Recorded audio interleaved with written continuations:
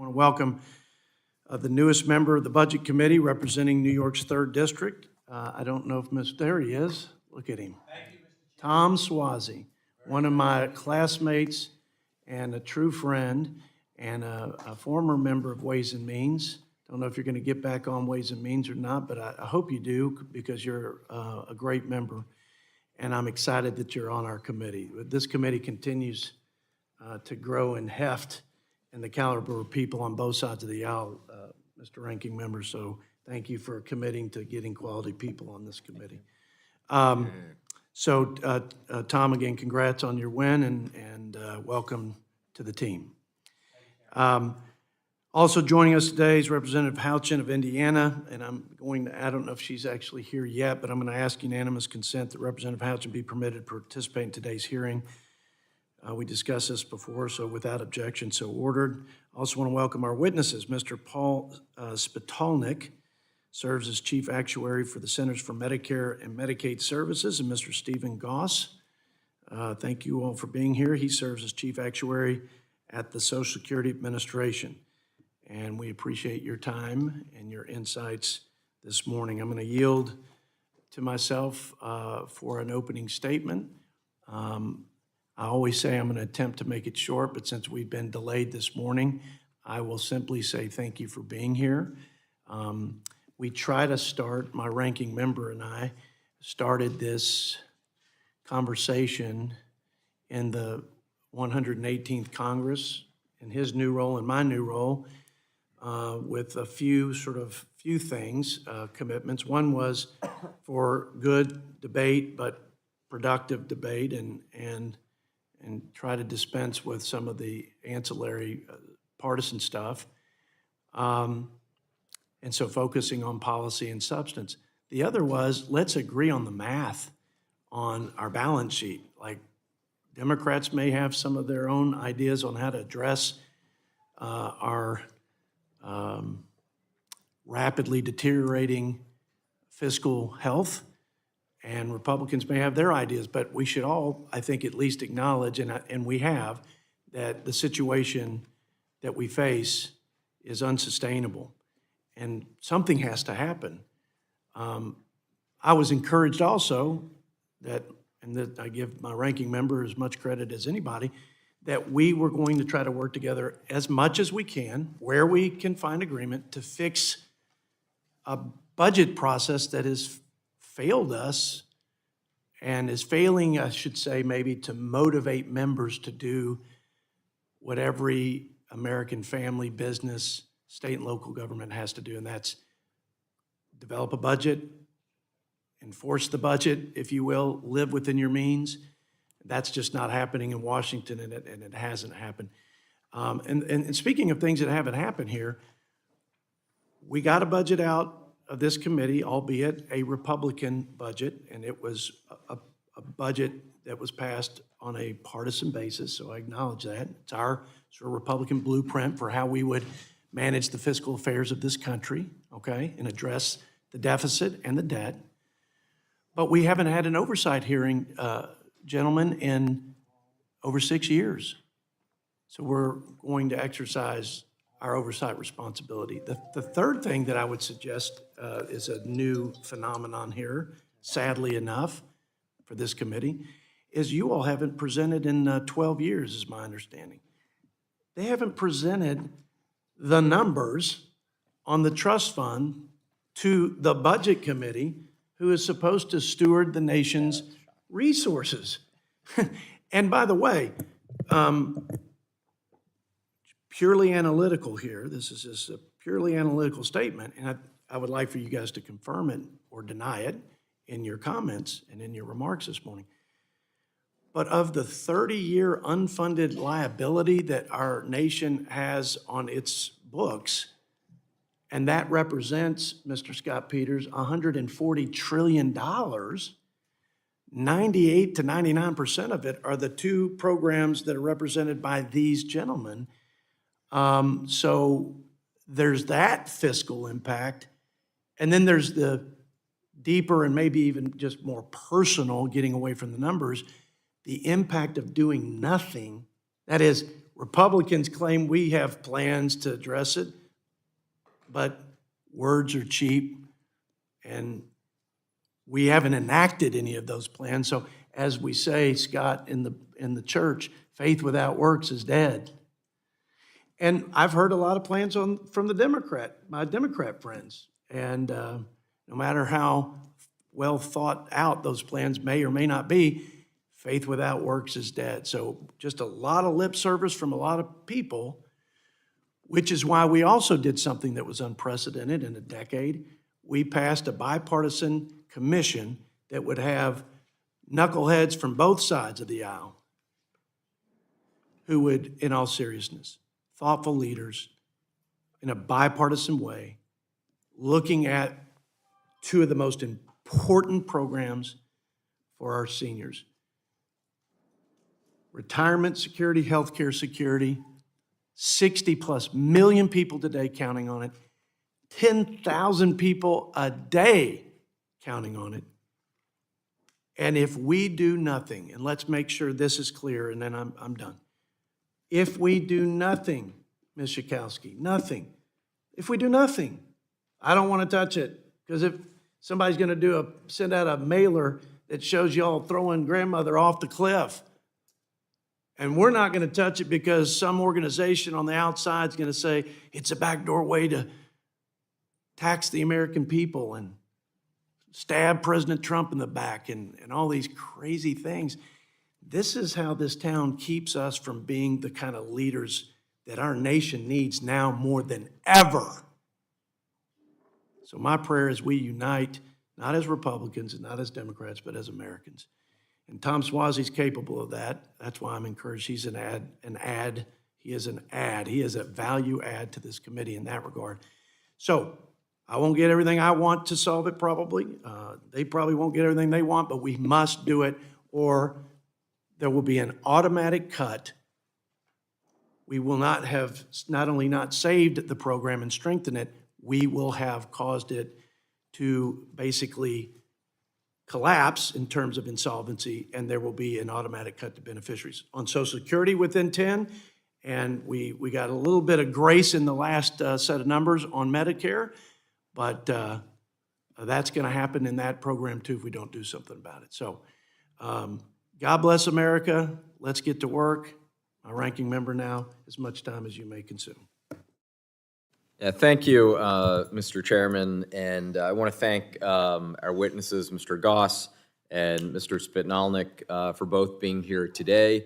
I also want to welcome back my good friend Tom Swazi, welcome him to the Budget Committee, and just let me already depart from my prepared text, which will probably be the rest of my remarks, departing from my prepared text.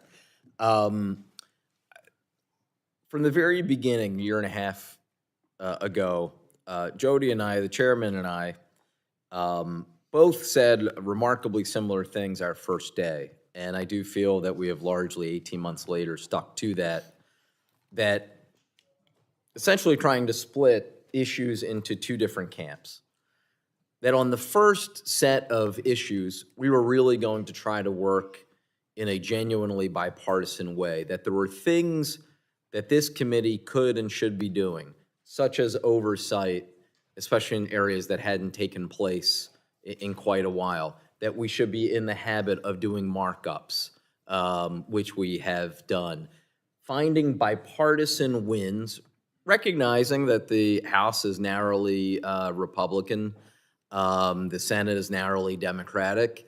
If anything is going to be passed and signed into law, it is going to be, by its nature, bipartisan. And also doing so in a way that shows the seriousness of the work of this committee. There are plenty of others on Capitol Hill where they engage in the food fight and the nonsense. That's not why I'm here. I know that's not why the chairman is here. And I think that tone that we have both worked to set has really been followed through by the members of this committee. And I was so pleased when yesterday someone interviewing me complimented both of us, who has been watching our hearings and has noticed and commended both of us for that. So that's on the first thing. On the second, though, quite appropriately, there are also a set of issues that do lend themselves to strong partisan differences because they reflect the honestly held ideological differences between a proud conservative from West Texas and a proud Democrat from Pennsylvania, especially one who grew up in a labor family. And I do think Social Security and Medicare certainly are in that latter category. When I think of two of the main reasons why I am a Democrat, Social Security and Medicare would be two of the first things that I would mention. They represent the core of the coalition Franklin Roosevelt put together a century ago, and that really is the heart and soul of the Democratic Party, to fight for hardworking Americans like the families in my district and certainly the family in which I was born and raised. Social Security is the greatest anti-poverty program in American history. And then Medicare, the idea for it, of course, was first laid out by Franklin Roosevelt, wasn't achieved in his presidency. Harry Truman really picked up the mantle and fought valiantly for it, wasn't able to get it done. And then finally, in 1965, Lyndon Johnson, with a retired and much older Harry Truman standing right next to him, was able to sign that into law. So I believe deeply in Social Security and Medicare and what they represent even beyond the paychecks. What they say to the American people is that we have a basic commitment to all of those who are in our society that we are going to take care of you when you most need it. We're not going to allow you to retire into poverty or essentially die prematurely in old age because you lack health insurance and can no longer work. So that is what I believe, and with those principles guiding me, I have certainly worked to do everything I can to ensure that Social Security and Medicare will be there, not just today for my father, who is on both, after working in manual labor jobs for more than a half century, paying into the trust funds for both, but that it will be there for myself when I retire and my generation, as well as the generations to come. Now, we have, as I'm sure we'll hear more about, the good news that we have until 2035 for the combined Social Security and Disability Insurance Trust Funds, as well as 2036 for Medicare. But ultimately, Congress must ensure that these programs have the resources to continue paying full benefits. As you gentlemen know, I am attempting to put our money where my mouth is, and not just saying that we should have more funds, but actually putting legislation into place, or at least co-authoring it, to ensure that we would have that. I am proud that I have introduced the bill along with my counterpart, the lead Democrat on the Senate Budget Committee, Sheldon Whitehouse.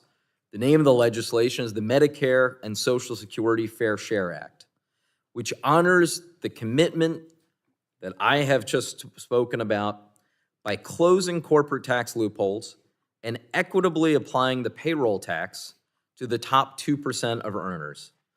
Both the actuaries with us today have verified that my bill would extend the solvency of Social Security and Medicare indefinitely, and all without raising taxes even 1 penny on Americans who are making under $400,000 a year. So that is one approach, and it is the approach that poll after poll has shown is supported by the vast majority of Americans, even a sizable number of Republicans who are polled when asked about that approach. However, to be fair, that is not the only approach that is out there. And in the interest of bipartisanship, Mr. Speaker, I believe the Republican Study Committee budget is not getting as much attention as I think it should. So let me help my Republican friends with that and get a little more PR for their budget. And I would say, while it's the Republican Study Committee budget, not the budget that was passed out of this committee, 80% or so of House Republicans are a part of the Republican Study Committee, including, I believe, every member of Republican leadership. So it's not exactly like we're talking about some small group. Their proposal, and I give them credit for honesty, because they put this out and put it in black and white, their plan cuts Social Security benefits for 257 million people. That's 3 out of every 4 Americans. They would do that by raising the retirement age from what will soon be 67 all the way up to 70. That is completely unnecessary, and let me be clear, represents a cut, and a substantial cut, because of course Americans would never earn back the revenue they would have received without some sort of an increase in the retirement age. I finally want to make this point and pause it there. There's a lot of confusion when people bring up about deficit and debt, and understandably get concerned about some of the projections, get concerned about the $34 trillion debt figure. Let's be clear, Social Security has not added 1 penny to our national debt. So let us not make the mistake of confusing a conversation about our annual deficits or the cumulative deficits, meaning our national debt, and the solvency of Social Security or the solvency of the Medicare trust funds, which are entirely separate issues. With that, I see I've already gone over my time. I appreciate the indulgence, Mr. Chairman, and I yield back. I may be accused now from my colleagues of letting you go 3 minutes and 45 seconds. That's over the first time I've spoken longer than you in, I know. in a year and a half. You're due at least 3.5 minutes, I admit. So let's introduce our guest, and then we'll start the questioning with the limited folks who are here. And by the way, we've got a lot of things happening. I know this is an important issue for every member on the committee, so we want to get to your presentations. In the interest of time, any member wants to give an opening statement, I ask that you submit it for the record. And we'll hold the record open to the end of the day to accommodate those members who may not yet have prepared written statements. Once again, to our witnesses, thanks for being here today. We're going to yield 5 minutes for your opening comments. So, Mr. Spitalnik, would you please kick us off with your presentation, your opening remarks, sir? Thank you. Good morning. Chairman Arrington, Ranking Member Boyle, distinguished committee members, thank you for inviting me to testify about the financial outlook of the Medicare program. It is my pleasure to represent the 100 professionals working in the Office of the Actuary at the Centers for Medicare and Medicaid Services. One of our many responsibilities includes to support the Medicare Boards of Trustees in their annual report to Congress. I'm pleased to speak to you today regarding the key findings from the 2024 Medicare Trustees Report. Medicare helps pay for healthcare services for the aged, disabled, and individuals with end-stage renal disease. In 2023, Medicare covered 66.7 million people, 59.1 million aged 65 and older, and 7.6 million disabled. And for the first time in history, Medicare expenditures exceeded $1 trillion, amounting to $1.037 trillion, while total income was $1.025 trillion. Assets held in special issue U.S. Treasury securities decreased by $12.4 billion to $396.7 billion. The Medicare program has 2 separate trust funds, the Hospital Insurance Trust Fund, HI, and the Supplementary Medical Insurance Trust Fund, SMI. HI, or Medicare Part A, helps pay for inpatient hospital, hospice, skilled nursing facility, and home health services following hospital stays. SMI consists of Medicare Part B and Part D. Medicare Part B helps pay for physician, outpatient hospital, home access to drug insurance, home health, and other services for individuals who have been voluntarily enrolled. Part D provides subsidized access to drug insurance coverage, also on a voluntary basis. Medicare also has a Part C, which allows beneficiaries to enroll in and receive care from private Medicare Advantage organizations, with payments being made from both the HI and SMI Part B trust fund accounts. About 48% of all Medicare beneficiaries choose to enroll in a Part C plan in 2023. The financial statuses of the HI and SMI trust funds are evaluated separately because HI and SMI are financed in very different ways. Within SMI, Part B and Part D beneficiary premiums and government contributions are established annually to cover expected costs for the following year. In contrast, HI is subject to substantially greater variation in asset growth, since employee and employer tax rates do not change or adjust to meet expenditures under current law. The HI trust fund is projected to be depleted in 2036, when revenues are projected to be 89% of expenditures. If assets were depleted, Medicare could pay health plans and providers of Part A services only to the extent allowed by ongoing tax revenues. To date, Congress has never allowed the HI trust fund to become depleted. The trustees also estimate the long-range HI actuarial deficit to be 0.35% of taxable payroll under current law. With the financing established annually, the SMI trust fund is always in actuarial balance. As SMI per capita benefits grow faster than average income or per capita GDP, the premiums and coinsurance amounts paid by beneficiaries represent a growing share of their income. Similarly, rapid SMI cost growth places a greater demand on the federal budget. Government contributions to the SMI program are estimated to constitute 16.9% of federal income tax receipts in 2023 and to exceed 30% in roughly 40 years. The financing challenges to the Medicare program include the projected depletion of the HI trust fund, this fund's long-range financial imbalance, and the growth in Medicare expenditures. Furthermore, should certain price updates specified under current law prove to be problematic, expenditures could be even greater than those presented under the intermediate assumptions of the 2024 report. To help illustrate the potential magnitude of this understatement, a set of Medicare projections has been prepared under a hypothetical alternative in which Medicare spending reflects less than full implementation of reductions to provider payment updates required under current law. Under this illustrative alternative scenario, Medicare costs as a percentage of GDP continue to increase from 3.8% of GDP in 2023, reaching 6.4% of GDP in 2050 and 8.4% in 2098, considerably higher than the values under current law of 5.9% of GDP in 2050 and 6.2% of GDP in 2098. I welcome the opportunity to assist you in your efforts to ensure the future financial viability of the nation's most critical program to promote the health and income security of our senior and disabled populations.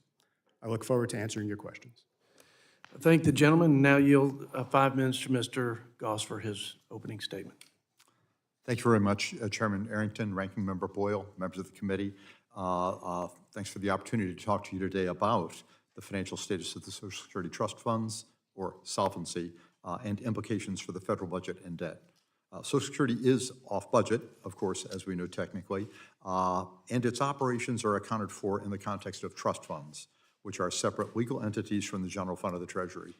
The only sources of revenue for OESI and DI trust funds are the dedicated taxes paid by covered workers and beneficiaries, which are invested daily in Treasury securities, plus the interest on those securities. Future benefits are not promises or really liabilities.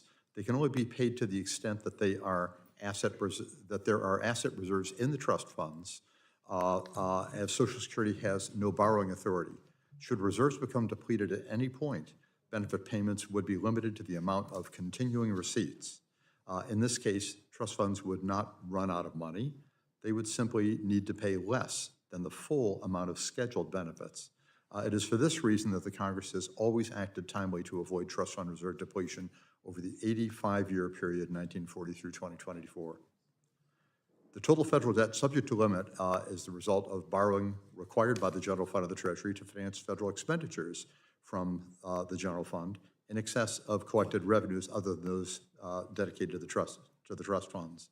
The current level on your webpage of total federal debt subject to limit is near $35 trillion at this point.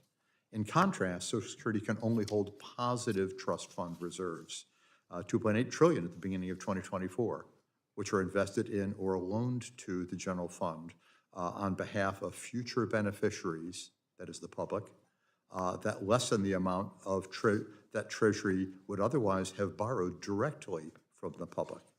Redemption of trust fund reserves to pay benefits has no effect on total federal debt It just replaces debt owed to future Social Security beneficiaries with debt owed directly to the public.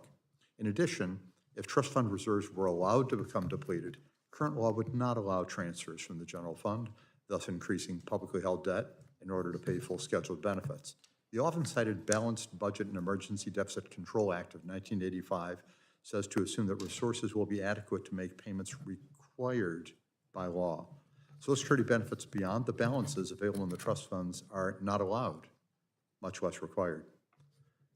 The 2024 Trustees Report indicates that the cost of paying currently scheduled OASI, retirement survivors benefits, will exceed income in all future years, causing the OASI trust fund reserves to decline from $2.6 trillion at the start of 2024 to reserve depletion in November of 2033, at which point 79% of scheduled benefits would be payable. This projection is slightly improved from that in the 2023 Trustees Report because the economy and employment grew much more in 2023 than had been assumed in the 2023 report. The DI Trust Fund reserves are projected to continue rising in the future with annual income exceeding cost of paying scheduled benefits through 2100 and beyond. Now, on a combined basis, the OASI and DI Trust Fund reserves will decline from $2.8 trillion at the beginning of 2024 to depletion in June 2035, at which point 83% of currently scheduled benefits would be payable. We note that the current projection of OESDI Trust Fund reserve depletion in 2035 stands in contrast to the projection for reserve depletion in 2063 that was made at the enactment of the 1983 amendments. While OESDI cost as percent of GDP is now 5% lower than projected back in 1983 and will be through 2035, OESDI cost as percentage of our taxable payroll, our tax base, is now 5% higher than had been projected back in 1983 and will be through 2035. The primary reason is that the earnings of the top 6% of workers whose earnings exceed the taxable maximum level under Social Security unexpectedly grew considerably faster than for the other 94% of workers between 1983 and 2000, lowering the percent of covered earnings that is actually taxable from 90% in 1983 and expected in the future then to just 82.5% by the year 2000 and thereafter. The changing age distribution of the population due mainly to reduced birth rates since 1965 and the improvement in life expectancy were well anticipated and accurately anticipated back in 1983, but were not fully addressed with a permanent solution at that time. With the reduced share of earnings now subject to OESDI payroll tax since 1983, the need for further legislative change has been accelerated, and we look forward to working with you on developing these changes. Thank you, Mr. Goss. We'll now move to the question and answer portion of our hearing. I'll start with 5 minutes, and we'll have our colleagues also have 5 minutes to dialogue. Mr. Goss, let's pick up with where you left off on the Social Security Trust Fund. How many people are going on to this earned benefit program a day? Is it true that it's 10,000 a day, the retirees that are entering that program as beneficiaries? I think that's very, very close to the market. It depends a little bit on the nature of the economy at the moment, job opportunity, but yes, because of the surge of the baby boom, are reaching retirement age now, we're having a large influx. My understanding, it's the largest generational retirement in the history of the world. And so that's an important trend I think we need to consider as we're talking about making this program work, not only for seniors today, but solvent and effective for the retirement of seniors in the future. The only responsible way to look at this, right, is to think about seniors today and our children. Let's talk about another trend, worker per retiree or per beneficiary. Is that a ratio that's going up or down, the worker per beneficiary ratio? The workers per beneficiary is indeed going down, really just because of the demographics. Okay. One thing that's saving us a little bit on that is while so-called baby boom generation is reaching retirement age, I mean, they're starting to get benefits. They're also working longer to higher ages than prior generations. So we're getting some help on that. But the worker to beneficiary ratio is definitely declining over time. Okay, so that's a pretty challenging set of forces on the solvency of the program. 10,000 a day coming onto the program, and the basis of revenue stream to support it. And it was set up to be self-sustaining, but that's not a self-sustaining set of trends. That math won't work, and it won't work even according to the trustees and your report. It will become insolvent by when? 2033? Where we aren't bringing enough revenues in to pay the full benefit to every 60+ million beneficiary who has earned this benefit from this program. 2033 is Okay. exactly right for the separate OASI fund. On a combined basis, it's 2035. So on the current path, with the current trends, by 2033, what will be the cut in what did I say, 2035. 2035? So 2035 for the OASI and DI funds on a combined basis. Okay. Within roughly 10 years, Yeah. there's going to be a point at which we're not able to pay beneficiaries their full amount. How much will they take in a automatic cut if we as Congress don't do something, whether it's a programmatic reform to make it more sustainable or a pay-for to make it sustainable? What's that cut look like? We are confident you all will make these changes, but if, as you're suggesting, we did not have such changes, we'd be in a position in 2035 of being able to pay only 83% or a 17% reduction in total expenditures that could be made compared to what's intended for the full scheduled benefits. That does not necessarily mean an What's the across board. cut that seniors will take? What's the cut to their benefit that they will take? 17% Automatic cut. on average. Automatic cut. Seniors need to hear that. 17% automatic cut if we do nothing, correct? Okay, and you have more confidence in Congress than most of our constituents. But it happened. It happened back in the 80s. When was the last time when this program was close to insolvency? What happened? When did that happen, and what happened, and how did they address that solvency, and who addressed that solvency?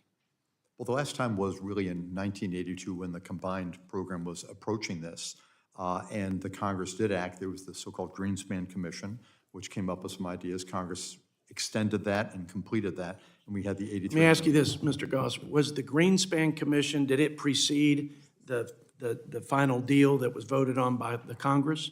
That is, the Greenspan Commission, and was it a bipartisan commission? It was a bipartisan commission. Okay, so there's a bipartisan commission. They're looking at ways to find consensus to make this work. And then let me just kind of fast forward, get to the punchline. President Ronald Reagan, beloved Republican leader of our country and American leader of our country, and Tip O'Neill, and Democrats and Republicans all came together to support it, to do what was right for our country, for our seniors. Were revenues and expenditures part of that combined reform initiative to make it solvent into the future?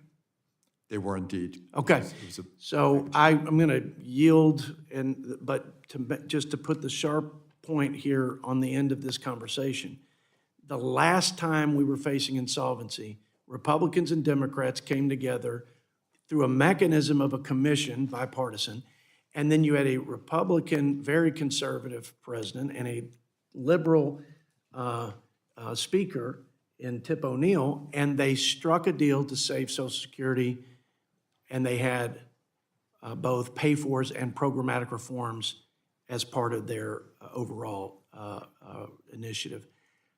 I suspect that's probably what's going to happen in the future if we're going to do it. So with that, I'm going to ask my ranking member for his Q&A. Thank you. And Mr. Chairman, before I start my questions, I ask unanimous consent to submit a statement from Max Richtman, the President and CEO of the National Committee to Preserve Social Security and Medicare, that the statement be submitted into the record. Without objection, so ordered. Thank you. So just a few different points that I want to kind of drill down on. First, we had this conversation about 2033 versus 2035. Some of the confusion might be that the projections from CBO just a couple of years ago were that we had until 2033. We have gotten good news of late, both when it comes to Social Security and Medicare, that actually we have a couple more years of full solvency, 2035 Social Security, 2036 when it comes to Medicare. That is because of stronger economic growth than was projected just a couple of years ago. So did you want to speak about that and draw the link between the two and why it is that now we do have until 2035 and 2036 respectively instead of a date that is closer? I think over that time period, the improvement we've had is largely because of the economy. There's been improvements in productivity and the labor force that has brought in more revenue, and it has resulted in an increase in cost. And also employment rates have been very strong. And one of the things that's been really good is, as mentioned already, with the retirement of the baby boom generation upon us, elders are working to higher ages now, which is a very, very positive effect. So it's not just in Congress that, so I don't know if you have anything you wanted to add to that. There's a very similar story on the Medicare HI Trust Fund as well. Just 4 years ago, the trustees were projecting that the HI Trust Fund would become depleted in 2026. And as you noted in the 2024 report, the depletion date is now 10 years later, 2036. That is a dramatic change, and there has been a dramatic change in the underlying finances of the program, both on the income and on the expenditure side. On the expenditure side, the projections from 2020 to 2036, the point of where we're now depleted, projecting HI depletion date, expenditures are now projected to be 3.2% lower than what they were just 4 years ago in the 2020 trustees report. At the same time, the income projections are up 11.6%. And so there's just a dramatic change in the income projections coming into the HI Trust Fund. Yes, quickly before, because I want to get to my next topic. Yeah. If I could just add, actually, the Social Security combined trust fund reserve depletion date has been projected within the range of 2033 and 2035 for the last 13 years. We're at the top end of that now, so it is more positive, but it's been a very stable projection. Well, whether it's Medicare or Social Security, obviously the good news of this strong economy obviously helping us and giving us more time to grapple with this issue here in Congress. Now, let me transition to immigration. Very simply, does immigration help or hurt the financing of Social Security and Medicare? Well, let me start at least. Immigration typically is for people who are in their 20s to maybe late 30s. So generally speaking, when people enter the country as immigrants, along in many cases with children, but people of working age tend to be of younger age. Therefore, when they come to the country, they tend to come here for economic opportunity and enter the labor force, and that's very much a positive. That actually helps us with having more revenue coming in. Eventually, they will develop insured status and be able to get benefits. Although not necessarily all of them. We will have some people who are actually literally paying into the system, but will actually never receive benefits decades later. Absolutely. And another positive is that people enter in their 20s, 30s, et cetera, as immigrants. They may have children along the way, and that adds to the births that we have in our country that helps solve some of our problem with the low birth rates. Especially given every country in the Western world is challenged from a birth rate perspective and will increasingly be challenged over the next 40 to 50 years. We discussed this separately, it turns out. I mentioned this in my opening remarks, and you also touched on it as well. But I just want to make it, again, crystal clear for everyone. Social Security does not add one dime to our national debt. Can you just briefly, again, explain why that is? Well, that's exactly right. Social Security does not have any authority in the law to have any borrowing. Again, it can only spend, the money that goes into the trust funds is dedicated just to go in the trust funds, and it can be used only for one purpose, for paying expenses of Social Security. It can't be used for any other reason. This is because of the laws that you all have passed. Again, any money that comes into the trust funds and builds up reserves that we have now, the $2.8 trillion, actually helps cover some of the roughly $35 trillion of overall debt we have. If we spend down the trust funds, that doesn't increase the total debt subject to limit. It just simply means that it gets shifted from a little bit less of it, or over time less of it, being covered by the monies that are owed by the general fund of the Treasury to future beneficiaries, to more of it being covered by borrowing directly from the public. But both of those borrowings are both in the public interest, obviously. Thank you, and I'll yield back. You still have 3 more minutes, I think. No. that's a joke. Oh, okay, all right. The gentleman yields. The gentleman from Wisconsin, Mr. Grothman, is recognized. I thought you not sitting in the chair, you weren't.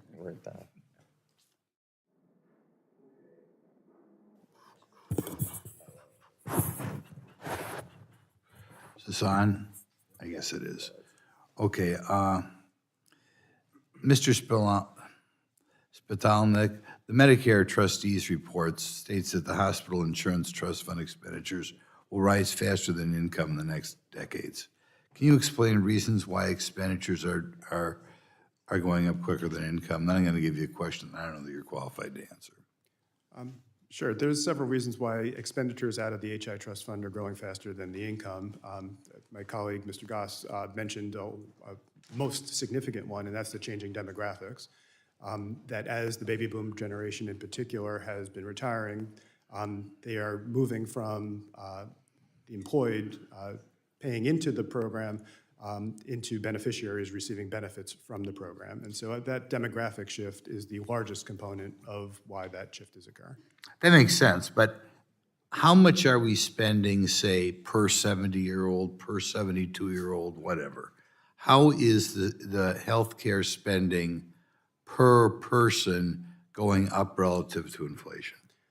On a per capita basis, spending in the Medicare program has actually been tracking pretty closely to the general inflation rates. So there's been pretty consistent increases in the recent past.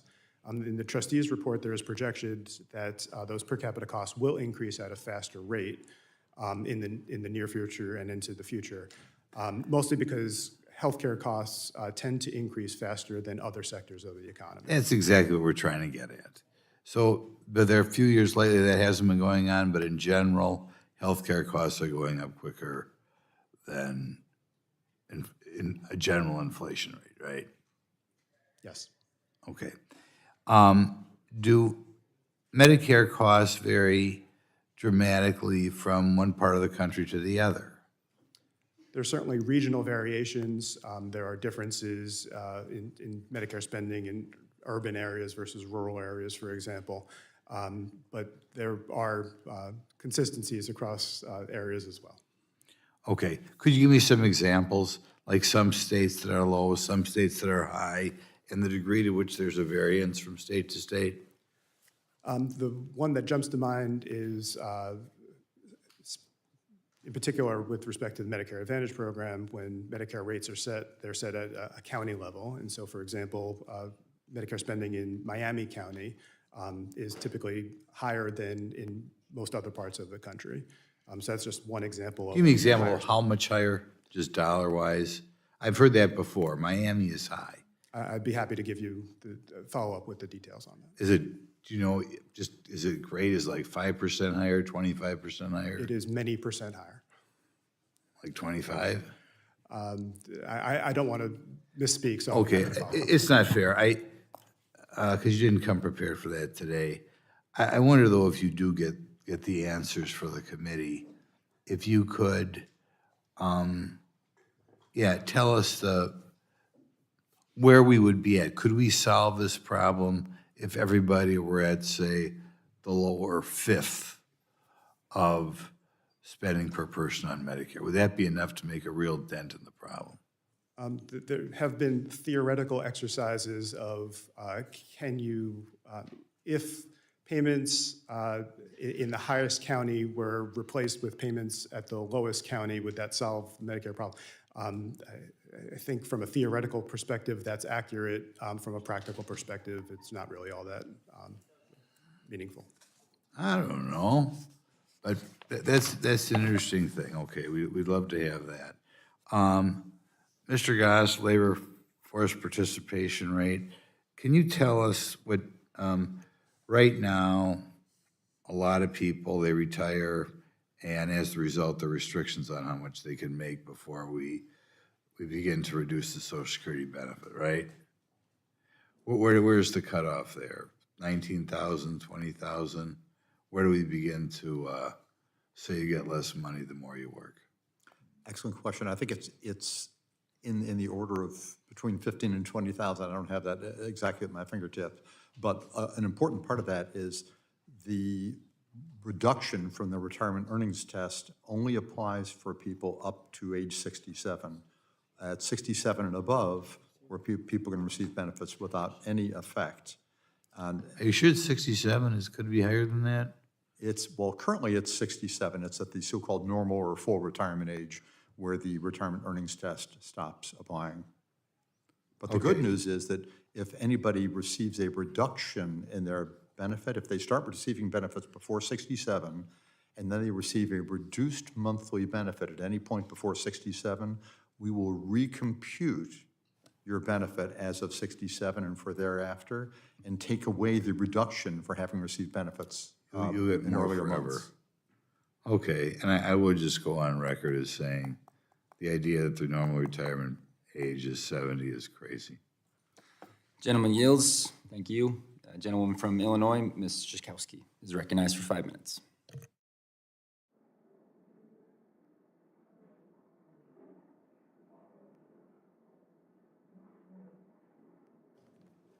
Oh, there we go. Okay, thank you. Thank you, Mr. Chairman, whoever is here. Glad to see you.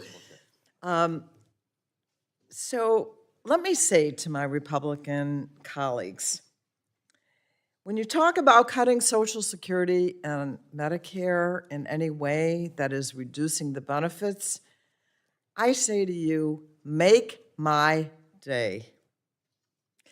These are, as our ranking member said, the most popular programs in the country.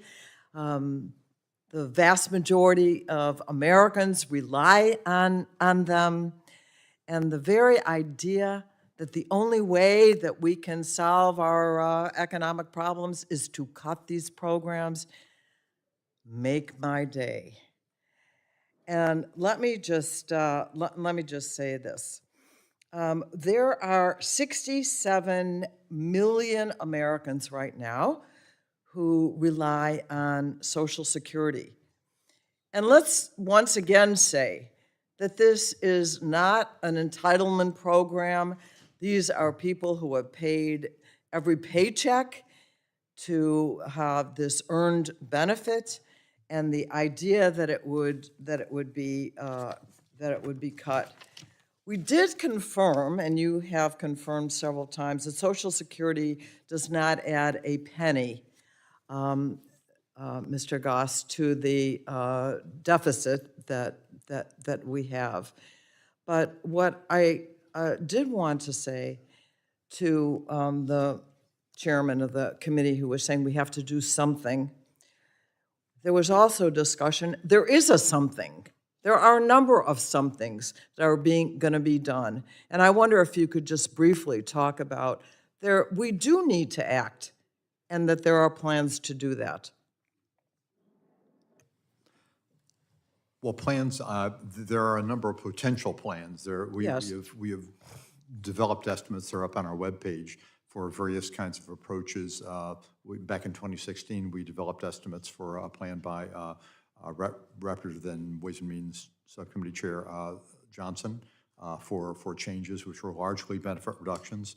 We developed estimates for a number of members of Congress, including Ranking Member Boyle and others here, many people in the Senate and in the House who've developed proposals that would largely bring in additional revenue. As Chairman Arrington mentioned, obviously, there are a lot of possibilities here.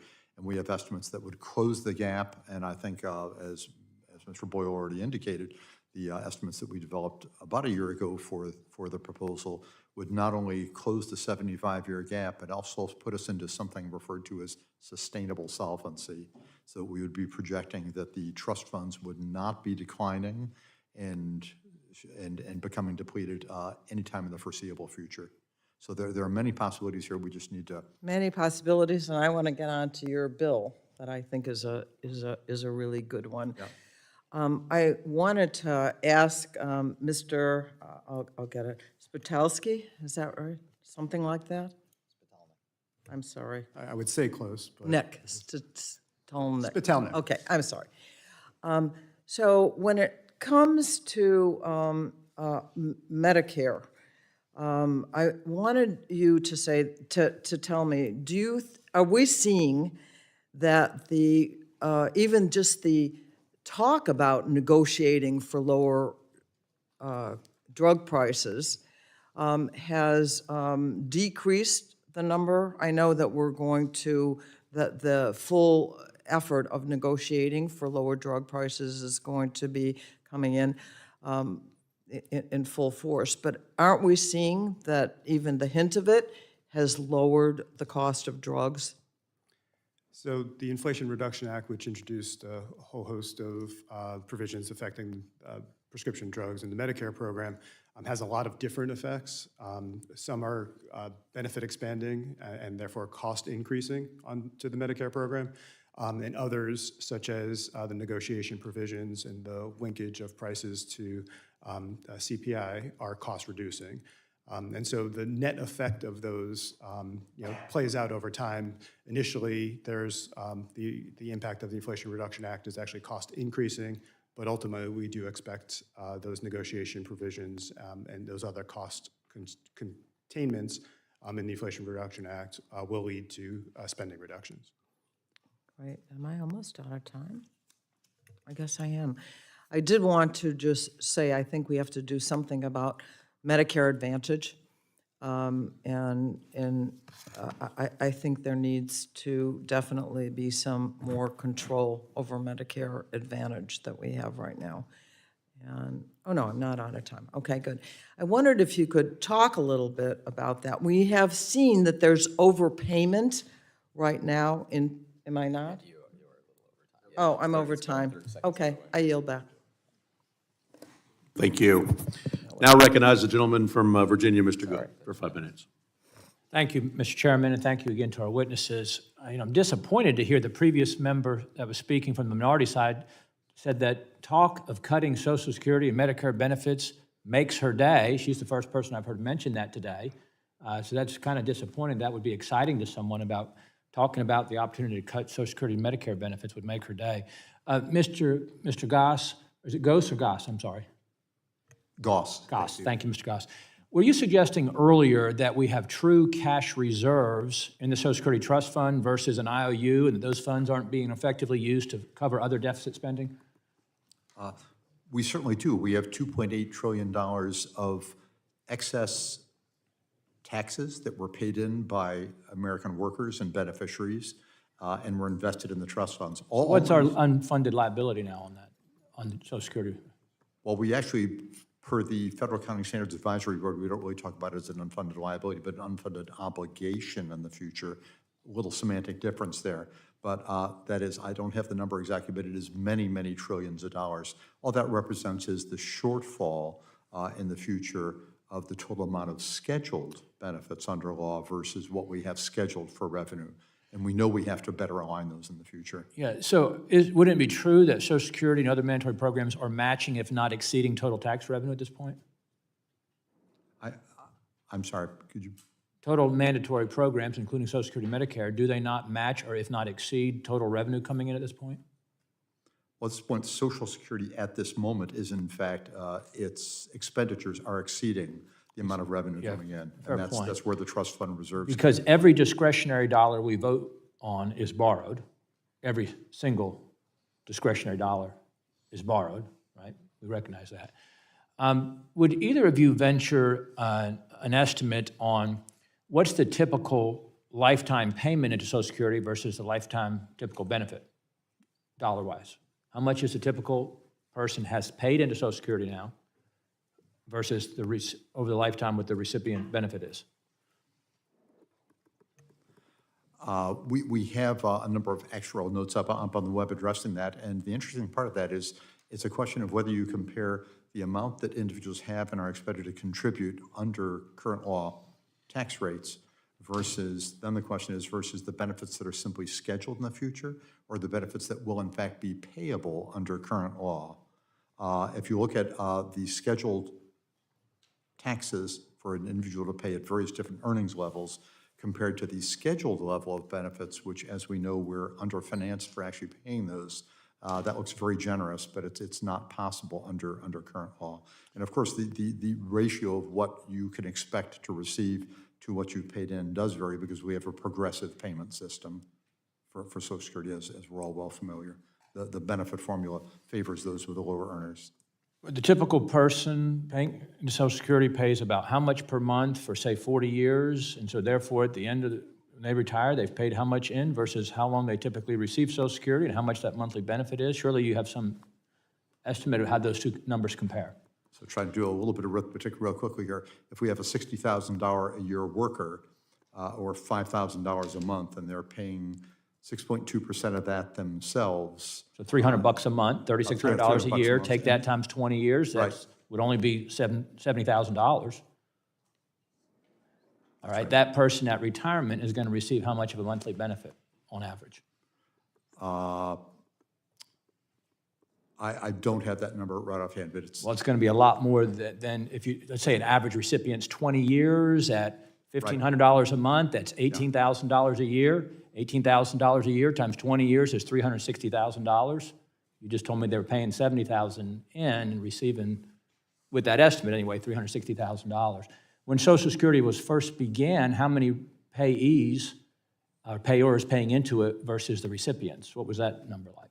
Well, when Social Security first began, the ratio was something. 30 to 1, something like that? 41, but of course. 40 to 1? Yeah. What's the payee versus recipient now? It's now between 2 and 3, and we're heading down towards 2. 2 or 3 to 1, right? Yeah, but of course, remember at the very beginning, beneficiaries could only get a benefit in 1940 if they'd worked for at least 2 out of the 3 years prior to that. So not many 70 to 80 to 90-year-olds were eligible for a benefit. That's why that number is kind of a little bit So would you suggest Congress does need to act to preserve and protect Social Security so that it's sustainable? It absolutely does need to act. Yes. Thank you very much. I yield back. Thank you. And now I'll recognize for 5 minutes the gentleman from Michigan, Mr. Gildy. Thank you, Mr. Chairman, and thanks to our witnesses for being here. And following on my colleague, Mr. Good's comments, which I think do a good job of daylighting the fact that we have a problem, I think where we maybe diverge is how we address that problem and what the solution looks like. I represent people in Michigan. In my home state, over 2 million seniors rely on Social Security and Medicare just to make their ends meet. For many of those seniors, it's their most important source of retirement income. Some, it's their only source of retirement income, and Medicare is their sole health care coverage. These programs aren't handouts, as we know. Americans contribute to Social Security and Medicare with every paycheck and have a right to expect that they'll be there as promised when they retire. And that's sort of the deal that we made. When you work hard, you play by the rules, you make the contributions, you ought to be able to retire with dignity. That was conceptually why Social Security and Medicare were put on the books in the first place, to prevent the kind of senior elder poverty that was so prevalent before these programs were in place. Now, we've put forward, on this side of the dais, our solutions to shore up the Social Security trust funds, and simultaneously, by the way, increase benefits for future retirees. And we do so by making the wealthiest Americans pay their fair share. Now, not everybody has to agree with that, but we put our plan on paper and have presented it. And it stands in pretty stark contrast to what proposals by Republicans, maybe not all, but the Republican Study Committee, which represents 80% of Republicans in the House, recently released their budget plan, and under that plan, they proposed cutting benefits in order to deal with this problem. $1.5 trillion, in fact. Their proposal, which raises the retirement age, listen everybody out there, raises the retirement age and cuts benefits, is not the way to solve this problem. For millions of the people I represent, just getting by, that kind of talk scares them. So the answer, I don't believe, is to cut benefits, but to deal with the problem at its core. So if I could start with Mr. Goss. For a person making $400,000 a year, this question, by the way, may seem familiar to you from the hearing at the Ways and Means Committee. But for a person making $400,000 a year versus, say, a person making $50,000 a year, can you just spitball what percentage of a person's income in those two cohorts, what percentage of their income goes to Social Security? Well, the person making 50,000 is easy. It's, they pay 12.4%, half by themselves and half by their employer. For a person making, I'm sorry, that was 400,000? Right, 400,000. Because payroll taxes are only paid this year up to 168,600, that would leave you in a position of the payment on that amount of their earnings would cover about 5% of their total 400,000, about 5.2% maybe, 2.6% by them and 2.6% by their employer. Great. So if you could just also comment on what enacting our proposal, you don't have to opine on its merit, but the enactment of our proposal to lift the payroll tax cap on people making over $400,000, what effect would that have on the solvency of the trust funds? It would have a considerable effect. In fact, in Mr. Boyle's bill and from the Senate side also, let's see, I think I have a number here of what we have. It would actually reduce our long-range actuarial deficit from 3.5% of payroll by 2.26, by almost 2/3. So it would reduce our long-term shortfall by about 2/3. So it'd be a big start towards aligning revenue and cost in the future. Similarly, Mr. Spitalnik, I wonder if you might comment how, and this follows on Ms. Schakowsky's questions, how repealing the power to negotiate drug prices would affect seniors' out-of-pocket drug expenditure costs. So as I mentioned, the IRA has a number of provisions, some benefit enhancing, which are cost increasing, but the ones you mentioned, the negotiation provisions, the linkage to inflation, those are cost reducing. So if those provisions specifically were repealed, that would increase Medicare costs. Thank you. I'm out of time. Nobody has to like our plan, but the fact of the matter is we've been willing to put one on paper that solves the problem. Now, we're waiting for the alternative to show up, and until it does, we're going to stick with this because I think this would get us where we need to go. With that, I yield back. Thank you. Thank you. And now I recognize myself for 5 minutes to follow up on some questions here. I actually want to start off, Mr. Goss, as kind of a follow-up with some of the questions that Mr. Good had asked earlier. And I know it's maybe a quick thumbnail sketch, or maybe it's something that you'd need to provide to the committee after the hearing's over. But talking through that hypothetical example of a person making $60,000 a year and what they pay in versus what they receive in benefits and how that impacts the Social Security Trust Fund. Can you elaborate on that a little bit? I know if you don't have at your fingertips a little bit more than what you answered to Mr. Good, maybe I'd ask you if you could kind of thumbnail sketch that, what over a 35-year career of paying in versus payments out at current life expectancy. So we do have a couple of items up on the web that we redevelop pretty much annually. The money's worth ratios, which is just what we're talking about, the present value of the contributions you and your employer made relative to the amount of benefits you might expect, or the internal rate of return. What kind of rate of return would be required? Looking at the money's worth ratios, if we look at that compared to what the benefits are scheduled to be in the future, then those are in reasonable alignment. What we currently have, though, is a situation where our scheduled benefits are in excess of what are payable in the future based on the contributions that have been made and will be made in the future, largely because of the changing life expectancy, not life expectancy, but really largely because of the changing age distribution of the population. Yep. Now, and we can submit much more for the record on that. Thank you. Yeah, and that may be something that we get some follow-up information or research on that. Because, to some degree, it's kind of a math problem on Social Security, is the amount of money going in has to equal or be greater than the amount of money going out to make through that process. And that there's two factors to that. One, the number of workers versus retirees and what's being paid in, and also the life expectancy, as you mentioned earlier. What was the life expectancy when Social Security was created and 65 was set as the age in which payment, the full retirement payment was made? What was the life expectancy at that point in time?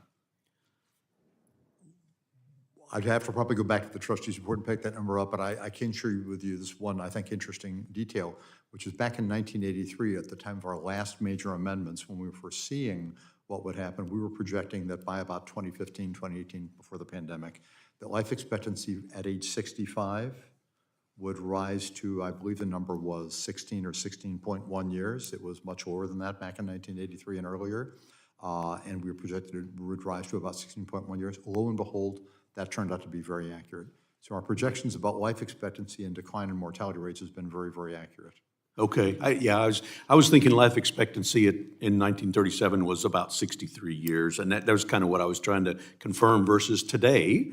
Life expectancy, as you mentioned, it's closer to 85, 86, depends on when you calculate it on the actuary tables, which has an impact on the amount of time that you have payments going out.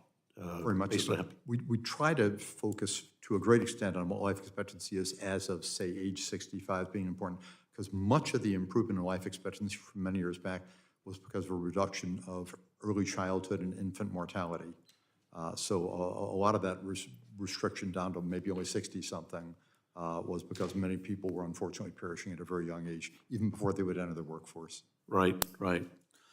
Shifting gears just a little bit, so it's correct that in 2033, the old age and retirement trust fund's going to be depleted, right, run down. The reserves depleted. And at that point in time, what was the latest expectation of, or estimate of what the shortfall was? Was it in the 22 to 23% range? A little bit less than that. I think we're at, 79% payable at that point for the OESI fund. So, yeah, and I think there's some competing numbers between CBO and Social Security, which, sometimes that just depends on how you're estimated. And I guess my concern about that is that if nothing's done, somebody who's currently getting a $1,000 check a month is going to have their check cut to $790 if it's a 79% payable, right? If nothing changes between now and then. So that's I guess the driving force and the concern, I think, on the part of a lot of folks is that we need to step up and do something about this. So we've got to make some changes in order to make sure that the folks that have paid in can get the payment out that they're expected. And that's the problem that we have a concern with. So I've run out of time. And so now I'll yield to a gentleman from California, Mr. Peters, for 5 minutes. Thank you, Mr. Chairman. Thanks for having this hearing, and it has been too long. Apparently, I didn't realize how long it's been since we've heard from you and your teammates. We have talked a lot about Social Security and Medicare in this committee during the 118th Congress. They're vital programs we have to protect. They're going to need some reform for us to be able to pay our obligations, and for us to be able to ensure that they're available for future generations as well, who are very cynical about the prospects for getting Social Security and Medicare. I think on this side of the aisle, we all agree that the Republicans' proposals are far too extreme. The Republican Study Committee's 2025 budget proposal would slash Social Security benefits and transform Medicare into a premium support program. That's not what I want. And while the most recent trustees' report showed some improvement in the Social Security's finances, trust funds remain in trouble, and beneficiaries are still staring down a barrel of around a 20% across-the-board cut, benefit cut in the next 10 years, whether you're 72 or 92, whether you're rich or poor. For a long time, Congress has been kicking the can down the road, and now we're kicking an oil drum down the road, because this problem is only getting worse and closer to us. Let's assume that there are people who would like to cut Social Security, and I worry that in 2034, those people will say, you know, on the eve of a 20% cut, they'll say, okay, let's compromise it and call it a 15% cut instead. And they have all the leverage in the room the more time we wait to fix this problem. The best thing we could do to protect Social Security and Medicare is act now, but the longer we wait to start this process, the more leverage those of us who want to preserve benefits lose, and more expensive a solution becomes. I co-lead the Fiscal Commission Act with my colleague Bill Huizenga from Michigan. We introduced the bill last September, have 26 bipartisan co-sponsors, including Congressman Panetta and Swazi here on this committee. Any enduring efforts to strengthen Social Security are going to require bipartisan buy-in. I think everyone's said that so far. And this is not working. I mean, as much goodwill, particularly among the two leaders of this committee there is, we are not getting closer to a solution from a legislative standpoint. I believe our best shot is an open-door, public, productive dialogue through a bipartisan commission. And if we don't act to create a commission and work through these problems, what we're going to get is not what the commission says, which is an open process. We're going to get another backdoor 11th hour deal between party leaders. And if that's not what you want, that's the road we're on. Mr. Goss, we know there's a quantifiable cost to acting to save Social Security through tax increases if we wait until just before insolvency. Can you please explain why that is the case? I'm sorry, if we wait just to the point of 2033 or 2035, we know the extent of increase in of taxes that would be required. Where we have about a 20% shortfall, either benefits would be reduced by about 20%, or the increase in revenues would have to be at that moment increased by about 25%. But that's at that point. Because of the demographics, things get a little bit worse thereafter. We reach the point many years later in the 2060 to 2080 period where we would have to have a reduction on the order of more like 25% in benefits and about a 33% increase in revenues. Okay, so I remember you can't maximize two variables. Let's just say we're going to leave benefits as they are and just do this all through tax hikes. How much harder is that going to be to do in 10 years than it is if we acted today? What would the quantity sort of describe for lay people what the difference would be? Well, the advantage of making changes in either, but in this case particularly tax rates early on, would be we'd have the next 10 years in which we would have more revenue coming in. We would not be depleting our reserves during the next 10 years, and we'd be maintaining them, and that would help us out in the amount that we have to have taxes increased at later point in time. But the bottom line is between 2035 and 2100, there's a certain amount of shortfall we have to make that up. If we start earlier, we can spread that out a little bit more across more generations, as it's often said, but the same total amount needs to be generated. Right, and I would just say if we don't start something and pass it, you know, it's great for us to all have our righteous opinions about what should happen in a perfect world, but you know, this requires compromise. It requires 218 votes, 60 votes, and a signature. We're not really doing anything. So I just want to express my appreciation to you for your work, and to my colleagues, my willingness to sit down, and I think through a commission would be the best route to figure out how to make sure that this program survives. And as Democrats, I think we're particularly proud of it, and we owe it to our constituents to save it. Mr. Chairman, I yield back. Thank you. Now I recognize the gentleman from Oklahoma, Mr. Brasheen, for 5 minutes. Thank you very much, Mr. Chairman. There's an education piece to this that the American people deserve. They deserve to know what's going to happen. They deserve to know who's caused the problem. So I appreciate both of you here speaking towards Medicare and Social Security solvency. So I'm going to run through some points here because the people that back home, they don't know what we've been talking about in the last hour. Social Security is going to be insolvent by 2033, Medicare by 2036. These programs have sustained American seniors for generations, initially an anti-poverty program. They have been fundamentally altered, notably 1983, to the point that we thought we would have solvency, but we're seeing that's not going to be the case. Social Security started, again, as an anti-poverty program, not a retirement program. According to the Social Security Administration, the average life expectancy at birth in 1940 was 61 for males and 65 for females. The few Americans who made it to 65 when it was expected they could no longer work lived on an average for another 10 years. Social Security was designed to ensure that seniors were not living in abject poverty and could live out the remainder of their days with some needs met, their basic needs met. In 2024, the life expectancy at birth is 73 for males, 79 for females. Men who reach 73 on average live well into their 80s, and women who reach 79 live on average until 90 years old. Social Security has been transformed into a retirement program culturally. Some individuals are living on their Social Security checks nearly as long as they were employed. This is putting a tremendous strain on the program, especially when you consider the difference of the ratio of worker to recipient from when the programs began, notably 35 Social Security, to now.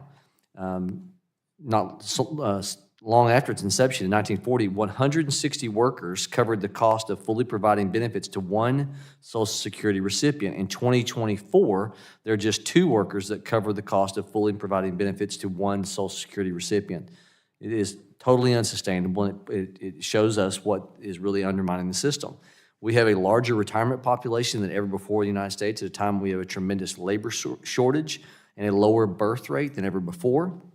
At the same time, this problem is facing Medicare, more recipients, longer lifespans, fewer workers are paying into the system.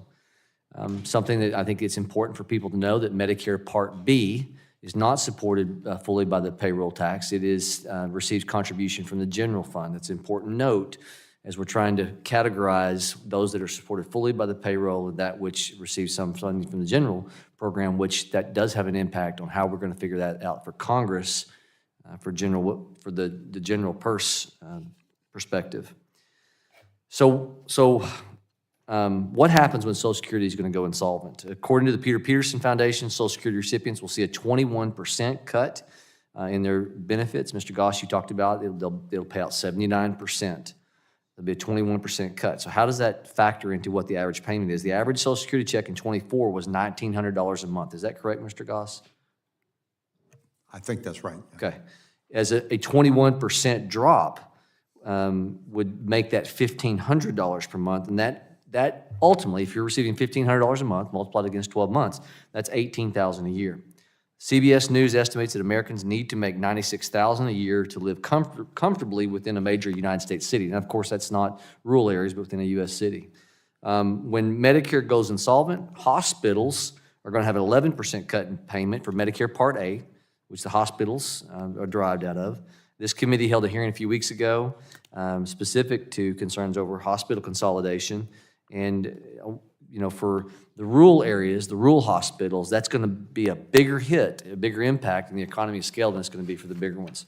Congress has known that insolvency is going to hit the century, yet it's not acted, largely because to discuss these program reforms amounts to what many people in elected office consider political suicide.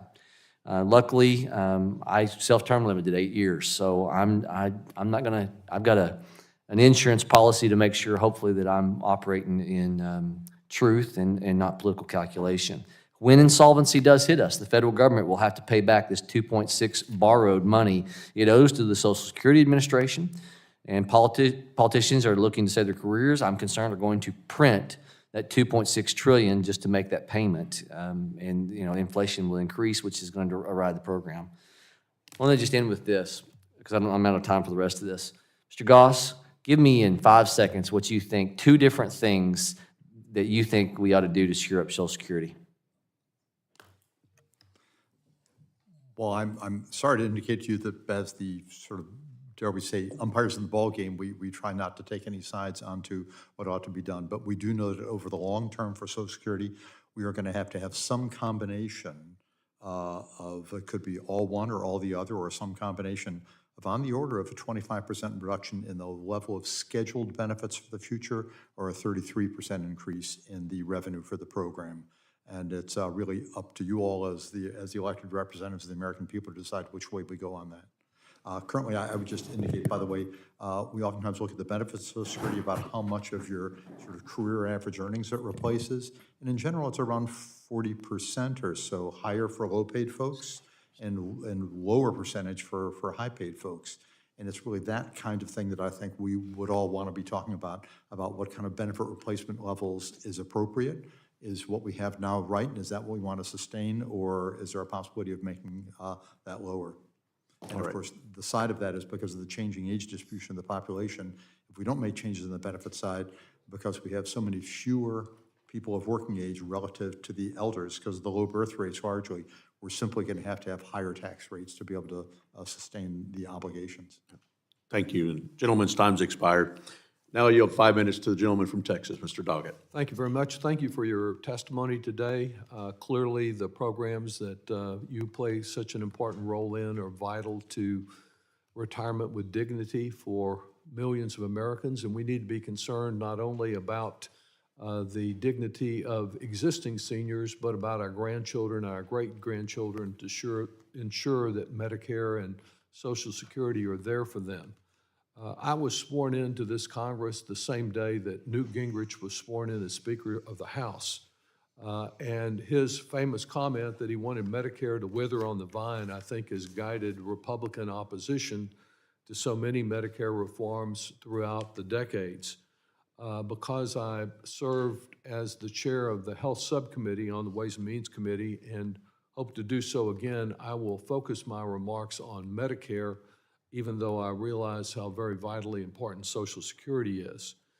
The Republican Study Committee report and recommendation that this Congress should shift those who rely on Medicare to a voucher system where they have no guarantee that they will be anything other than the victims of scam plans by private insurance brokers that do not guarantee that the doctor that they've relied on they can see or that care will be timely delivered is part of letting Medicare wither on the vine and would be a serious mistake that we have to resist at every opportunity. What we have here is not so much a spending crisis as a political crisis. We've got one party that is intent on providing an extension of Trump tax cuts that benefited the wealthiest few in our country and the giant corporations. They're willing to spend trillions of dollars in order to continue those tax breaks for those at the top and claim that we have to make significant changes in Medicare and Social Security to balance things out. The good news is that there are plans that can assure a stable fiscal approach for Medicare for over 20 years. Some of those are embodied in legislation that I've introduced that's backed by 61 Democratic co-sponsors, the Assuring Medicare's Promise Act. And what it would do is to extend the solvency of Medicare by requiring that those who are currently avoiding the net investment income tax can no longer do so, and redirecting all of the revenue from that tax into Medicare as was originally intended. We actually did that in the House through the Build Back Better legislation, which unfortunately did not get approved over in the Senate.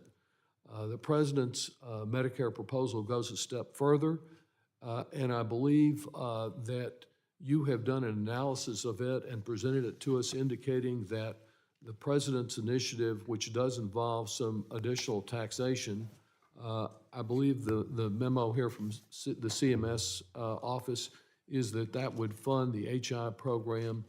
It would be sufficiently funded indefinitely. Is that correct? That is correct. The work that we did in analyzing the budget proposal included in this year's budget suggested that that additional revenue would make the HI trust fund solvent indefinitely. My concern, of course, is not only that of solvency, but of coverage in Medicare, and the fact that as important as it is, and as many people as it serves today, that it does have a number of serious gaps for health needs of our seniors. 2/3 of Americans suffer from hearing losses, yet only about 30% of the people who require a hearing aid can access one. Vision loss is another chronic condition among older adults and is leading to injuries from falls, loss of cognitive function, and depression. And we've got about 70% of our seniors who suffer from serious periodontal disease, and 1 in 4 don't have any teeth at all. I believe we can cover the cost of this kind of care, of strengthening and improving Social Security, by lowering outrageous prescription drug prices, prices that are higher than anywhere else in the world. And I believe you have also indicated that to the extent that Congress might choose to cover more drugs than is covered by the very narrow provisions of the law that is in place on drug negotiation, to the extent it removes some of the, what I consider to be outrageous restrictions on the types of drugs that can be negotiated, that anytime we expand negotiation, we not only save money for seniors, but it will mean a better position for the Medicare Trust Fund. It is certainly possible that including more drugs subject to negotiation could generate additional savings to the Medicare program. And the other area that the independent MedPAC has recommended as a way to strengthen the fund is to look at the Medicare Advantage program, which was presented to us as a way to save money but costs more money for every recipient we cover, costs much more than covering through traditional Medicare. The gentleman's time's expired. If he wants to ask another question or make Sure. another comment, I'm okay with it, but then we're gonna have to cut it off. I appreciate it, and I appreciate your testimony. I think we have a prescription for a better future for Medicare, strengthening, expanding it, not undermining it with a voucher system, and I yield back. I thank my friend from Texas and now yield to, I think, the last remaining member here, although they may trickle in. My friend from California, Jimmy Panetta, for 5 minutes. Thank you, Mr. Chairman. I appreciate that. And some change, maybe. There you go. Thank you. Appreciate you and the ranking member and the way you do things on this committee.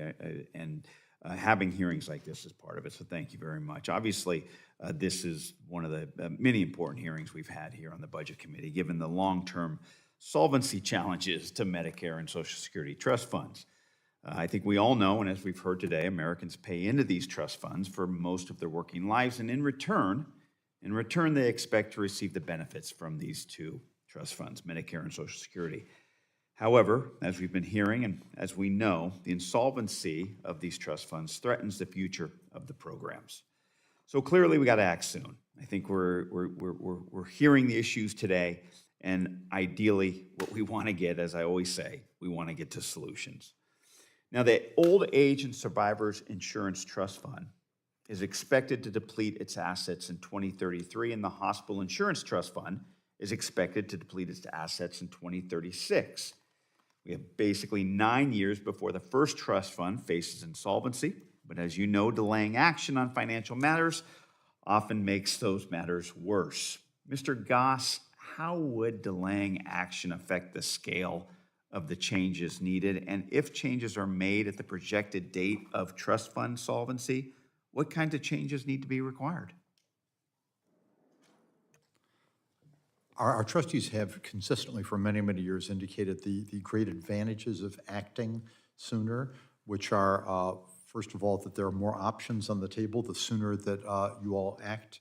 The other is we give more advance warning to individuals who will be affected. And the third is that actually the level of reductions that are necessary at the point of reserve depletion might be somewhat less, but not dramatically less. As indicated on one of the earlier questions, if we were to actually enact and effect changes immediately, that would help us in terms of satisfying the reductions necessary as a whole over the next 75 years. But the key thing, really, I think what the trustees have put forth is to enact as soon as possible so that we will have lots of options to consider. We can spread the reductions or the cost over more generations, and that will give advance notice to people as to what they will be facing. The actual scale of the reduction that we need over the next 75 years is basically the same total amount of money in present value. But there are great advantages to enacting and even starting to have some effects earlier. Great, thank you. And Mr. Spitalnik, on Medicare, the same question. unfortunately, it's the same answer, that delaying of response means that there needs to be a more dramatic response later on. And so the shortfalls are different in the Medicare program, and specifically for the HI trust fund. But delaying action means that more action would need to be taken at that point. Now, I want to talk about a question dealing with the payroll tax cap. Obviously, the Old Age and Survivors Insurance Trust Fund, Disability Insurance Trust, and Hospital Insurance Trust Funds, they receive most of their income from payroll taxes. However, according to the Social Security and Medicare Trustees Report, the income from payroll taxes, yes, it accounted for approximately 90%, 97%, and 88% of each trust fund's total income, respectively. Yet there is a $160,000 cap on the income that is subject to Social Security payroll taxes. Mr. Goss, again on Social Security, how has this cap grown in relation to the income of the average American worker? Well, in fact, as specified back in the laws in the early 1980s, the taxable maximum has been indexed automatically to the growth of the average wage level of all workers in total in the economy, and it has grown at that rate. Our issue is that there's been a redistribution of earnings across the top 6% of earners and the bottom 94% of earners that was not anticipated back in 1983. And with that shift of having a much greater share of all earnings going to the top 6%, that's above our taxable maximum, an issue that is not suffered by the hospital insurance fund, but for the OESI and DI trust funds, that's an issue. Just a little note on that. The top 6% between 1983 and 2000, over that 17-year period, the real growth over and above inflation for the average earnings for a person, for people who are in that top 6%, was 62% real growth over that 17-year period. For the bottom 94%, it was 17% real growth in the average earnings. So it's been really that shift that has really changed us from having an expectation of reserve depletion way back in 1983 for OESDI of 2063 to now 2035. It's the lion's share of the issue. Thank you for that explanation. I yield back. I thank the gentleman from California. I think we have exhausted everybody's who has been present, their questions and comments. I think Ms. Ballant was trying to make it back. Mr. Peters, do you have another comment or question that you'd like to ask? Mr. Panetta? Okay, well, let me just close then. If she gets back by the time I finish my 1-minute closing remark, we'll try to get her question and her comment. But I'm going to end where I began, which is, and with the affirmations from you, Mr. Goss, the last time we addressed these issues in a meaningful way and in a sustainable way, there was a bipartisan commission called the Greenspan Commission. And there were leaders like Tip O'Neill and Ronald Reagan willing to work together. No party has been able to, on a unilateral basis, address this issue, no matter how grand of the plans that they promote. They haven't been able to get it across the transom, not within the Republican Party or the Democrat Party. So I'm from West Texas, and it just seems to me a common sense deduction to arrive at a mechanism like a bipartisan commission and the kind of leadership that we need to bring the two parties together and the various strategies to solve the insolvency and unsustainability of these programs. Ms. Ballant is here. I have done my best I did my best senatorial act and filibuster. Yeah, no one's better. With friends like Scott Peters, ladies and gentlemen. Ms. Ballant, you have 5 minutes, and then we're going to wrap this up. I appreciate that very much. I apologize. Often in Congress, you're running between two committees, which was the case today for me. So I appreciate, Mr. Chair, your efforts, and very happy to be here. This is an important issue for me. I represent Vermont, and we have about 640,000 people in Vermont. We're tiny but mighty. Out of that roughly 640,000 people, 183,000 are people over 60. So, Medicare, Social Security, incredibly important to my constituents. And what I found is there are a lot of myths regarding Social Security in particular that distress many seniors in my state, but also younger people who really fear from the rhetoric that they hear around Social Security that there will be nothing left for them when they get to be retirement age. So one study recently found that 74% of Gen Z fear that Social Security will run out of funding in their lifetimes, and 45% believe they won't get any Social Security benefits, and millennials roughly, feel the same. The Social Security and Medicare Board of Trustees annual report showed that combined old age and survivors insurance trust fund and the disability trust fund will be able to pay 100% of scheduled benefits until 2035, and afterwards 83% of benefits will be met. So question that I have, Mr. Goss, do you believe Social Security will completely run out of funding before younger adults can receive Social Security benefits? I think it's very important for us to address this head on. I would say, if you say completely run out of funding, clearly not, because even if we do reach the point where we deplete our now $2.8 trillion of reserves and have that savings account in effect depleted, we will still have coming in on a daily basis the revenues from payroll taxes and income taxes that beneficiaries pay on their benefits.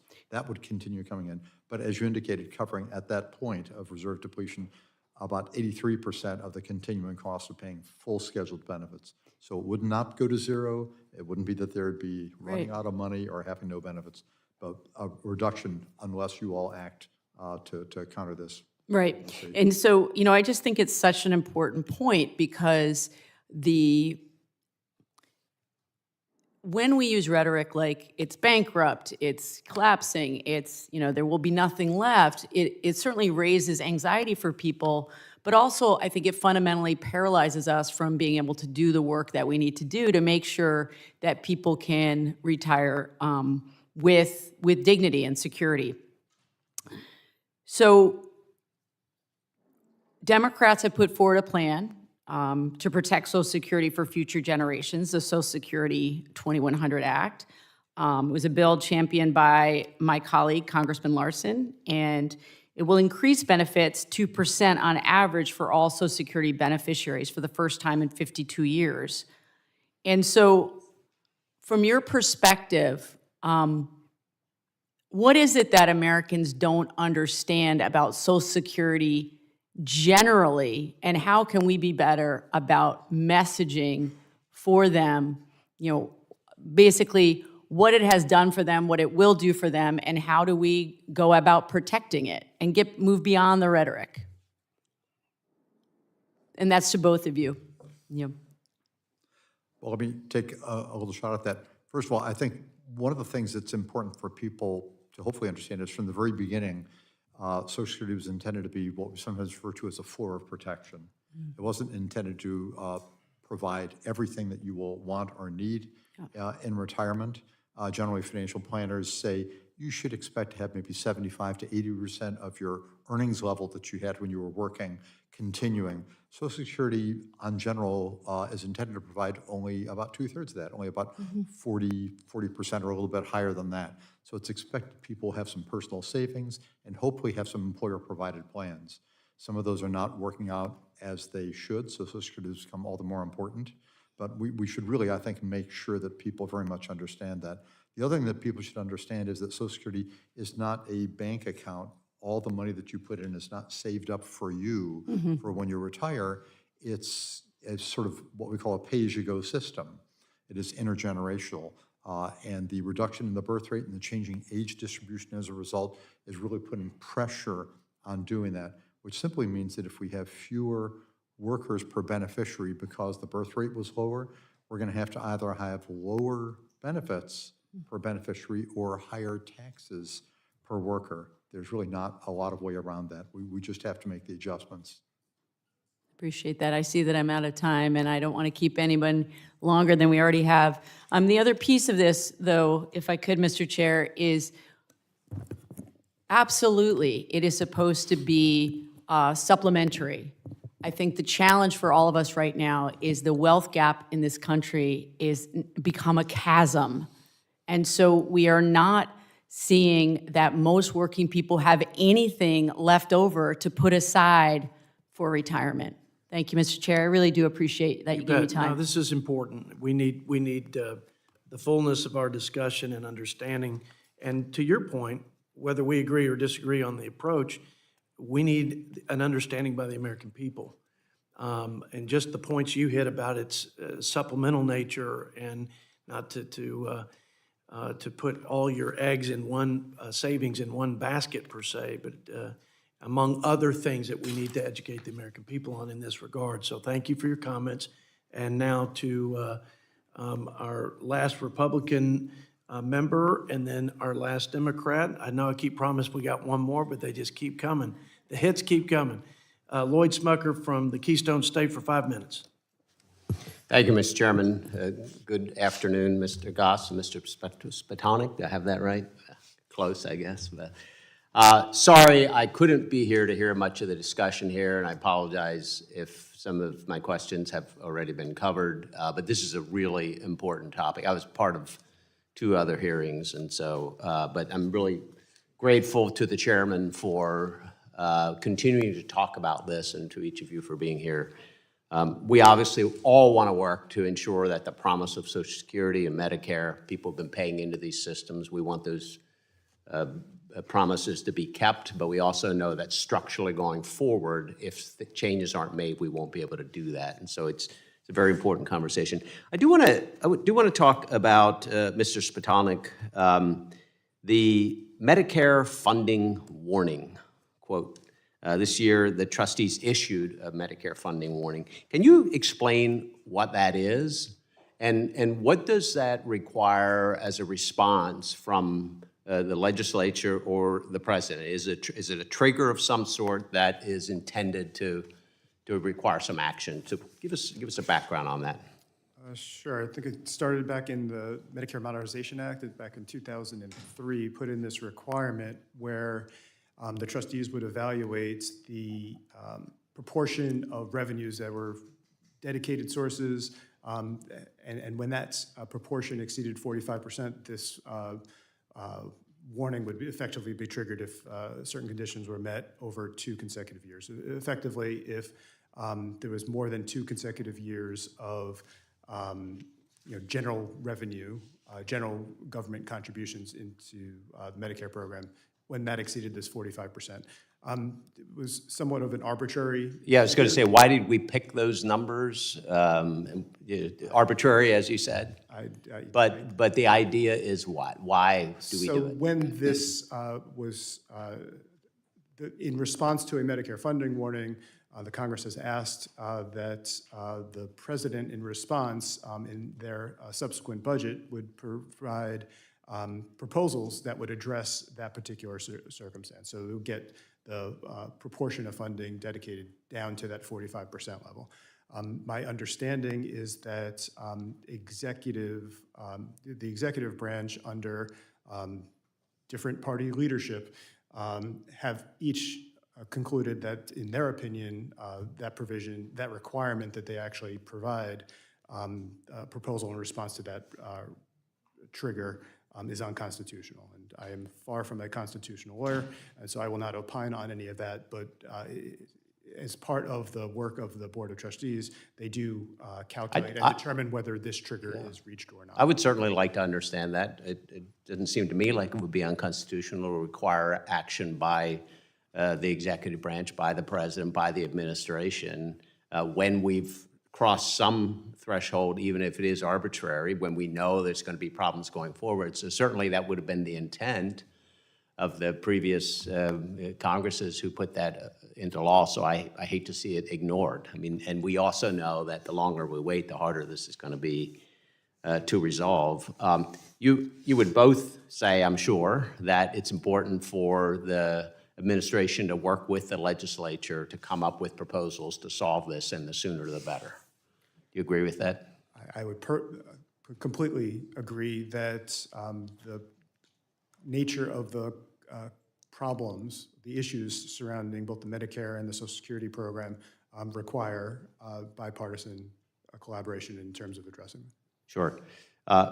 This committee probably was talked about before today, but passed out of committee here a bill that would create a commission that would be intended to do just that, where it would be bipartisan and maybe even members of the administration who essentially hold a conversation with the American people about what we're faced with. Like, if action isn't taken in 9 years, people will get 80% or something like that of the check, Social Security check that they should receive. Do you both support that? Do you think that would be valuable for that to occur?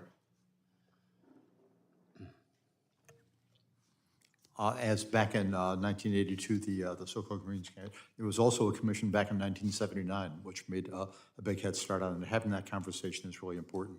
We have, because of many, many members of Congress putting forth proposals for affecting Social Security, we have a large list of provisions and proposals up on our website to sort of look at and choose from.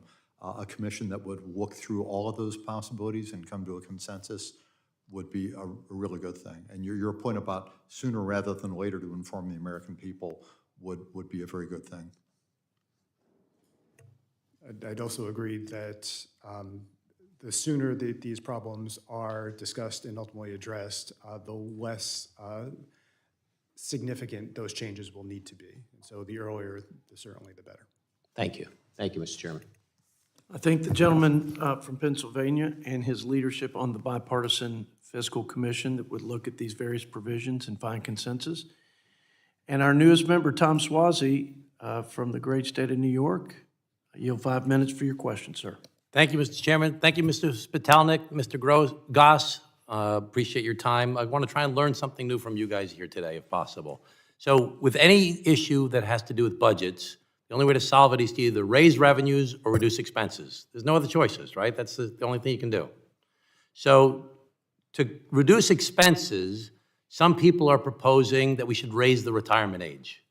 I don't like that idea because people who work in outdoors or blue-collar jobs, once their bodies turn 65, they can't work in those conditions anymore. Even though I know the life expectancy is longer and things like that, but blue-collar people are very vulnerable. The other thing you could do is you could reduce people's benefits, and nobody's going to like that idea. That's that's a very unattractive thing to reduce people's benefits. Another way to reduce expenses is to negotiate the prescription drug price for the Medicare program. Is to negotiate the prescription drug prices, which would hopefully reduce prescription drug costs for the Medicare program. Are there any other ways that you guys know of that you can reduce the expenses other than those 3 things that I talked about? Either one of you? That people are talking about? I think abstractly, you have it exactly right, that the only way to improve the financial condition is to either increase income or to decrease expenditures. There are a number of ways to go about considering decreasing expenditures, and there's a long list. Could you give me a couple of them, just so I know? Decrease prices is one way, but That's the one I talked about already. Are you talking about for all kinds of healthcare costs? well, you don't necessarily have to negotiate drug prices. So much of the Medicare program have their prices updated each and every year, often related to inflation. And so there are certain provisions in the current law that have some of those updates increasing slower than rates of inflation. So that's already baked into existing estimates that some... Could those be cut more than they are? Could those costs be reduced more? The funding deficiency, so the current deficit accounts for already those reduced. Could they be reduced more beyond the existing numbers, the existing projections? It is certainly theoretically possible to. And what would happen? You'd make the pharmaceutical companies mad, or what would be the other what's the theoretical thing stopping you from doing that? Well, you all have the privilege of establishing what the payment rates are. Oh, it's up to us? It is up to you. Okay. Are there any other ways to reduce the costs other than that? Well, what I would add is the retirement age change, which we had back in the 1983 amendments. One little clarity on that is the Greenspan Commission did not recommend an increase in the retirement age. That was the 1/3 of the changes in the 1983 amendments that did not come out of that commission. That was developed in conference committee. It was a joy working with Moynihan. Okay, but I Bull, mentioned that and one all the before. rest You of could it. you could increase the retirement age. So Increase the retirement age is certainly an option here, but there's one thing to be aware of. We had a bipartisan commission back, the Simpson-Bowles Commission in 2010, where there was talk about retirement age, and there's an aspect of that could be considered to the extent that you look at retirement age changes, which is not to have it apply to everybody in the same fashion as the 1983 amendments did. make it different for blue collar versus white collar jobs. Exactly. We couldn't actually differentiate by the type of work, but long career people with low earnings levels, that commission came up with a way that we worked with them to have less or maybe no increase in the retirement ages for people long career, low income. So that's a way that you can mitigate the effects if you do have that. Okay, so the other way is to raise revenues. And the way to raise revenues is to increase people's taxes, which nobody likes that idea, or to apply the existing tax rate to people above $400,000, which we heard a lot about today. And what about getting more people to actually pay into the system? Are there a lot of people who live in America today that are not paying into the Social Security system or the Medicare system?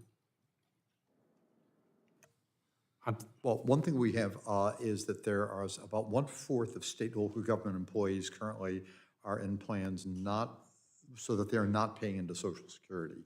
They're in a separate plan. They're covered by their state and local pension plans. And that's about 4% of total workers. Yeah, we're probably not going to mess with that one. Okay, how about other people? How about like the undocumented workers in the country right now? Are there a lot of those folks that are not paying Social Security taxes, or are most of them paying Social Security taxes? That, of course, is difficult to say. Of the maybe something like maybe 10 or 11 million individuals we have who are undocumented in the country, a substantial share of them are actually paying in taxes. And as one of the members indicated earlier, by and large, they probably wouldn't even be getting benefits, so that's very much a plus. But there are a number of people who are working in the so-called underground economy and not paying taxes. Is there a way to improve those numbers to get more people paying in? Is it just an enforcement issue? Is there, let's say, for example, if you could get 5 million more people paying into the system than we have currently, what kind of dent would that make in the problem? You talked earlier about 2/3 of the problem will be addressed from the, what did you say before? The 2/3 of it will be addressed from, paying people over $400,000 paying. Right, yeah. So if you added 5 more million people to the system paying into Social Security, would that take care of the other third, or would you need more than that? If we had 5 million more people paying in on a base of about 150 million workers paying in now, that'd be about a 3% increase in the number of people working. They would probably not be at the average earnings level that we have for everybody else. So it'd be much less than a 3% increase. So for a third, you need 50 million more people, you're saying? We need a lot more people. Okay, thanks very much, guys. I thank the gentleman from New York, and I really appreciate the line of questions. And I think there is a body of work of questions on pay-fors and programmatic reforms in total that if the likes of a Tom Swazi and a Lloyd Smucker, for example, could sit down and have the conversation about where there is consensus within those two buckets of ideas, I bet we could come out and solve it. In fact, I bet if you just randomly selected, this is a sad commentary, but I'll end on a criticism of this institution. I bet if you randomly selected 10 high school students from around the country and you gave them the same set of considerations and reform ideas, I bet they could come out with a consensus solution that would be something that most of Americans would accept as logical and common sense and on balance, good for the public good. So it seems to me like the question is, then why can't thoughtful leaders who are elected by the people, I would suggest there are political forces that keep us in our respective corners instead of at the table with our sleeves rolled up and ready to do the people's business and solve this problem. But that's our problem at this point, to some extent, I should say. Not necessarily yours. You're just bringing the numbers. Thank you for doing that this morning, Mr. Spitalnik, Mr. Goss. We appreciate your time. And I have to say something before I gavel. Thank you again. Okay, got that. Please be advised that the members may submit questions to be answered later in writing. Those questions and your answer will be made part of the formal hearing record. Any member who wishes to submit questions for the record may do so within 7 days. And with that, we're adjourned.